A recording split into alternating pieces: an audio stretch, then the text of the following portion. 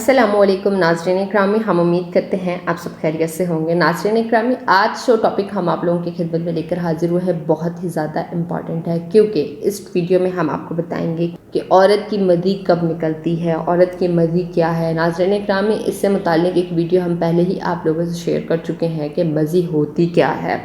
मुबाशरत के दौरान औरत की मदी निकलना एक कुदरती अमल है।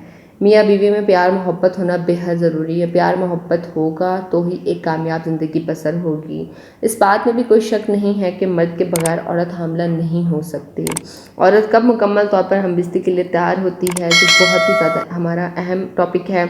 नाज़रीन इकरामी, क्वेश्चन हमारा आज का ये है कि औरत की मदी कब निकलती है और किस तरह निकलती है, जिसमें सबसे हम माइंड में सबसे पहला क्वेश्चन ये आता है कि मज़ी निकलने से पहले औरत मुकम्मल तौर पर हमबिस्ती के लिए तैयार कब होती है।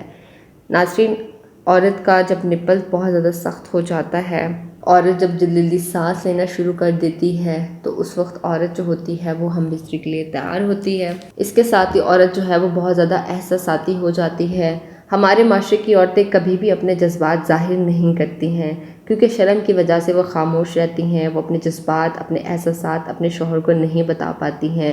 जिनसी लज़्ज़त में सुकून लेना एक बहुत बड़ी निशानी है, और जिनसी लज़्ज़त में सुकून की इंतहा वो होती है कि जब औरत और मर्द दोनों को ही नींद आने लगे, औरत के पाँव लर्ज़राने लगते हैं। अगर औरत को मर्द की कोई हरकत गैर मुनासिब लगती है, तो इस दौरान औरत को चाहिए कि वो मर्द को मुबाशरत के बाद लाज़मी बताए कि उसको ये मर्द की हरकत ठीक नहीं लगी है।